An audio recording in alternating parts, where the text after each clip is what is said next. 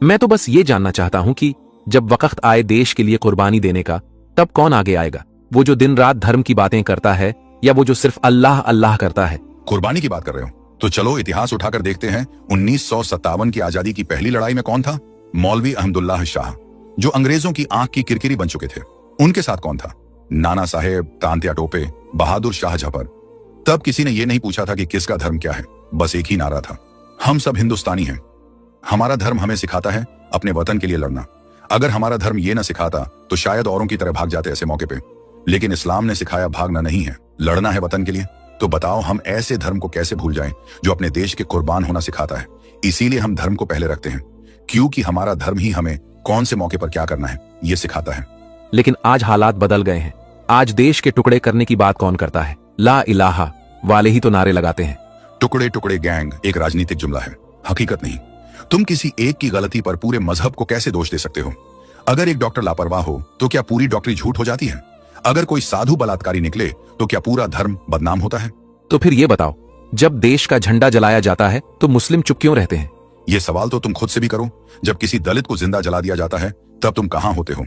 जब गौ रक्षा के नाम पर किसी इंसान को पीट पीट कर मार दिया जाता है तब तुम क्यों चुप रहते हो? देश का झंडा सिर्फ कपड़ा नहीं है, लेकिन देश की जनता भी सिर्फ आंकड़े नहीं होती। अगर तुम किसी की जान धर्म के नाम पर लेते हो तो तुम झंडा नहीं, आदर्शों को जला रहे होते हो। लेकिन अगर तुम लोग वाकई वतन परस्त हो तो फिर पाकिस्तान जिंदाबाद जैसे नारे क्यों सुनाई देते हैं? क्योंकि नफरत इंसान के चेहरे नहीं, उसके इरादे पड़नी चाहिए। पाकिस्तान जिंदाबाद कहने वाले गिने चुने हैं, लेकिन देश के लिए मरने वाले लाखों मुसलमान हैं।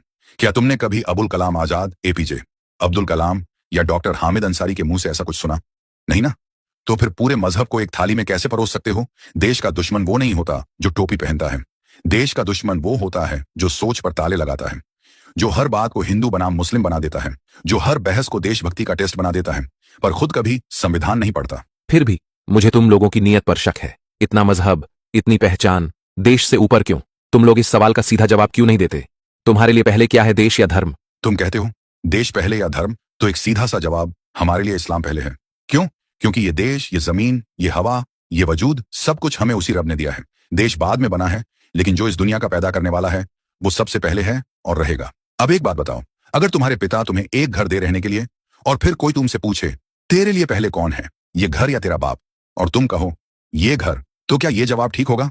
नहीं, बिल्कुल नहीं। तो फिर जब अल्लाह ने हमें ये जमीन, ये देश, ये हर नेमत दी, तो हम कैसे उस रब को छोड़कर उसकी दी हुई चीज को ऊपर मान सकते हैं? हमारे लिए धर्म पहले है, क्योंकि हम वो लोग नहीं हैं जो अपने रब के दिए हुए उसूलों को किसी सियासी सवाल के आगे गिरवी रख दें। देश हमारी पहचान है, मगर ईमान हमारा वजूद है, और वजूद के बिना पहचान सिर्फ एक नकाब होता है।